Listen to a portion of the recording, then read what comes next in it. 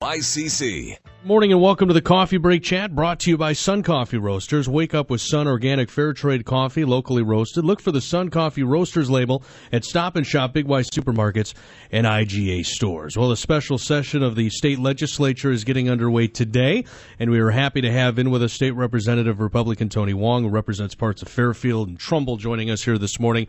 Tony, good morning. How are you? Good morning, Mike. Glad to be here.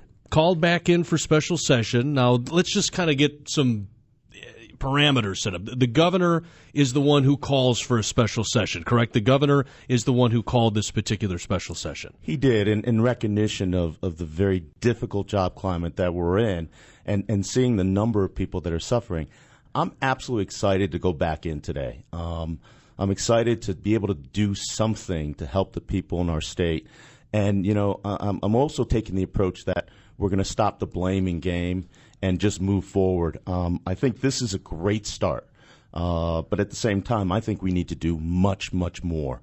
Certain examples of accomplishments are the First Five program that was part of a legislation that we passed, which has brought in the likes of Cigna, NBC Sports that was just announced this morning, as well as ESPN's continued growth in our state, and Ticket Network, which is kind of a novel idea that kind of was a startup in this state. So I think this is a good start to help those companies to kind of bring a name for Connecticut as an appealing place for businesses to grow. We didn't get to be one of the worst places for business overnight, and we're not going to change that overnight. But there's a tremendous sense of urgency for us to do something. You know, another positive that we have is a program called Connecticut Innovations, which is a unique combination of a quasi-public-private organization that combines great university research that we have in our state, like Yale, Wesleyan, and Trinity, as well as private sector venture capital people, combined with a network and a consortium of business people that are going to help Connecticut businesses innovate. So we've got a good start. But at the end of the day, we still have a long, long way to go, and I eagerly support whatever we can do to help the people in our state. Latest labor statistics show that the unemployment rate in Connecticut did drop below that 9% threshold for the first time since 2009. I mean, you can look at it and say, boy, there's a little positive there, but we still have a long way to go. What is specific to Connecticut? As you said, it's taken a while for us to get to this situation. It's going to take a while for us to get out of it. What here in Connecticut is making it worse off than other parts of the country? Well, I think this job initiative session is trying to tackle three critical areas for our state to continue to attract businesses and grow and keep jobs and help businesses thrive. I think the first thing we're going to attack is regulations. Three specific areas would be brownfield remediation, in the sense that, you know, brownfields are a remnant of our industrial past, but they've held up development in our neighborhoods. And what we need to do is expedite the regulatory process to be sure that those brownfields are clean and safe, but at the same time not be mired with regulation and process and bureaucracy. Let's get those fields cleaned up. Let's get those fields constructed to enhance business growth. Another area is permitting processes. If you're a business that's looking to build, you have to go through the ABCs of government bureaucracy. If you have to build by main road, you have the Department of Transportation's approval. And if you have some wetland relief or regulatory issues, you've got to go through the DEP.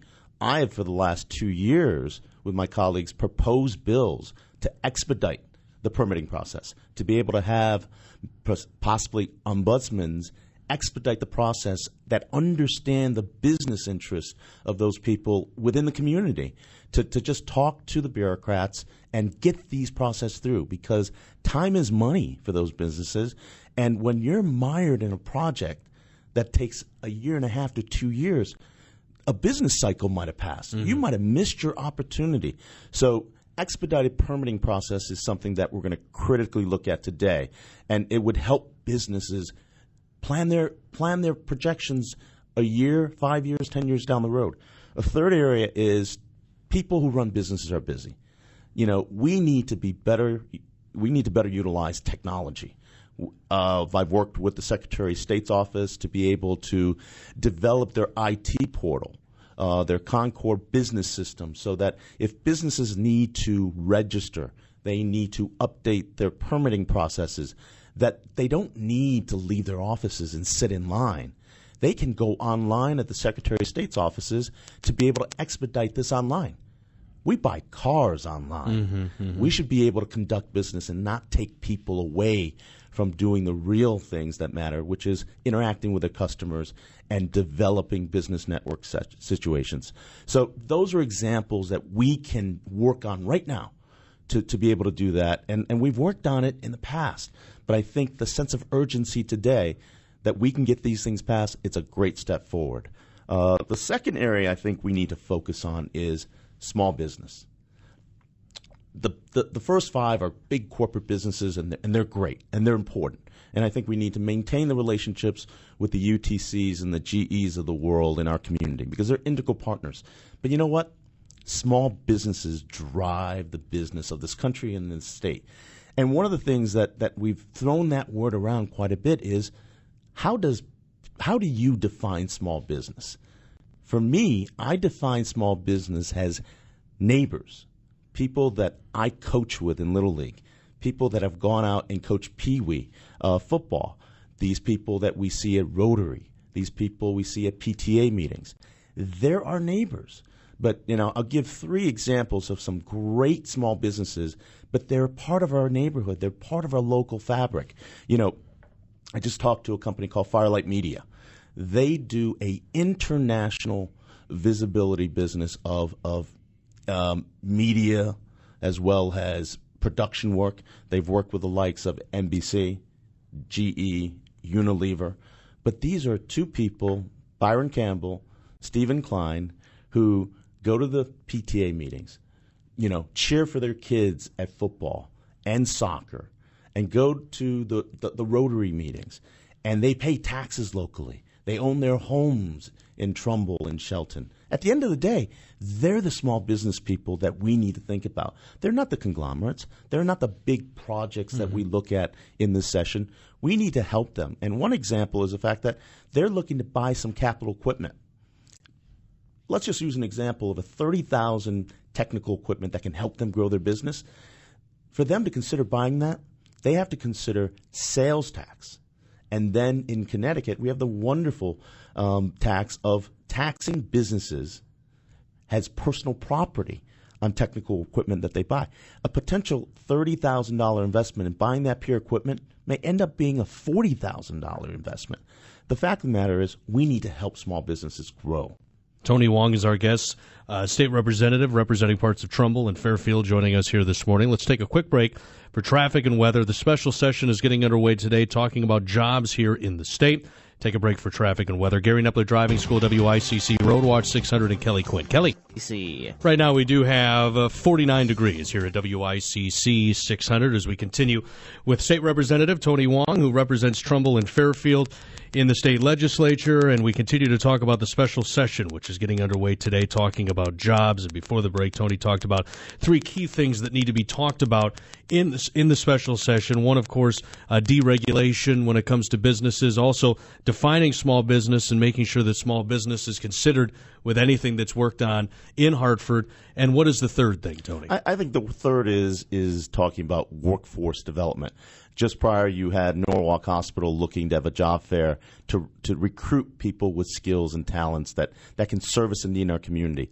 We need to train people better to accommodate the needs, the skills needs we have in our community. Unfortunately, Connecticut is also one of the largest achievement gaps in the country in education. We truly have a situation of a tale of two cities. We have the haves and the have-nots.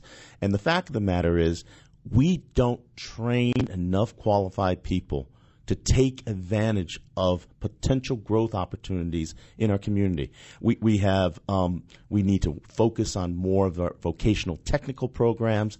We have a great community college program, particularly in this area, Housatonic. We need to do more to enable these people to not just only go the traditional 4-year undergraduate and graduate school program. We need to help these people develop the technical skills in nursing, in the trades.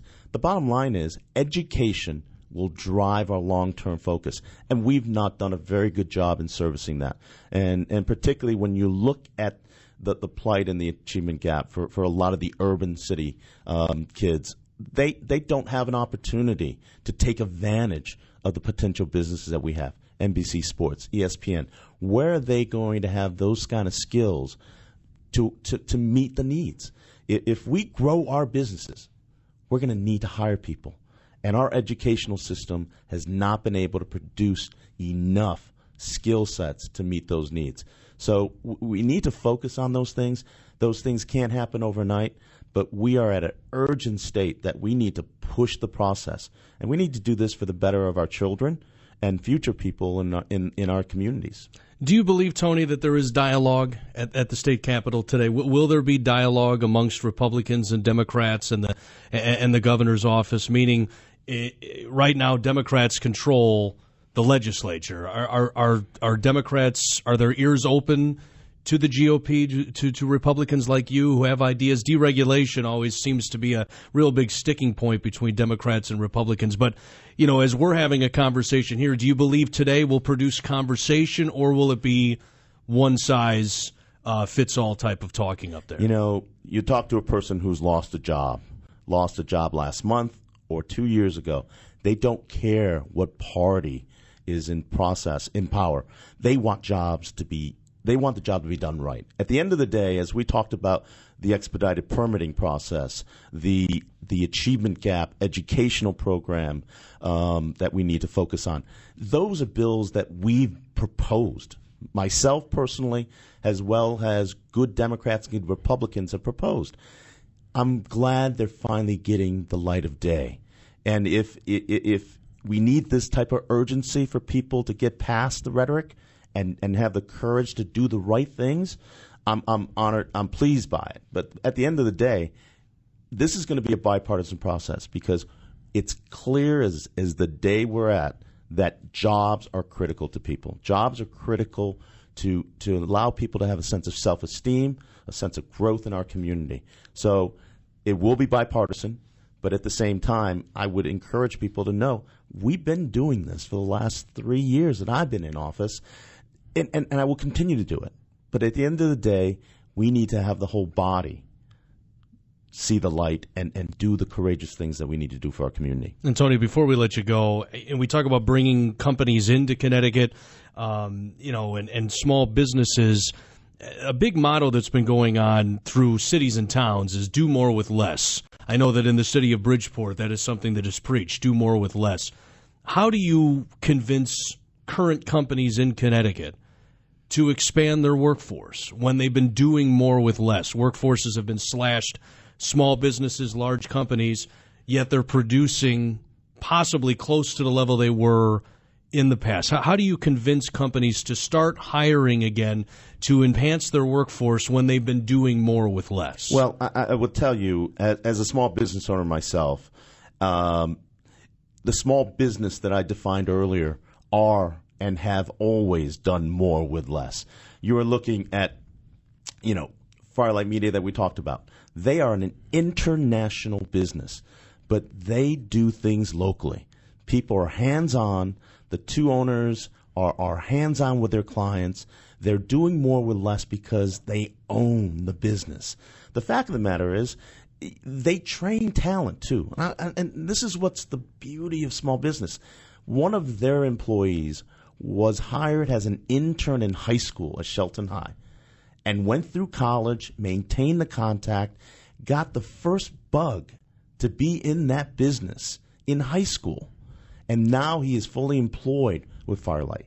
This is what we mean by focusing on education and workforce development, helping our small businesses that are 2 feet on the ground in our community and give back in every way that we see.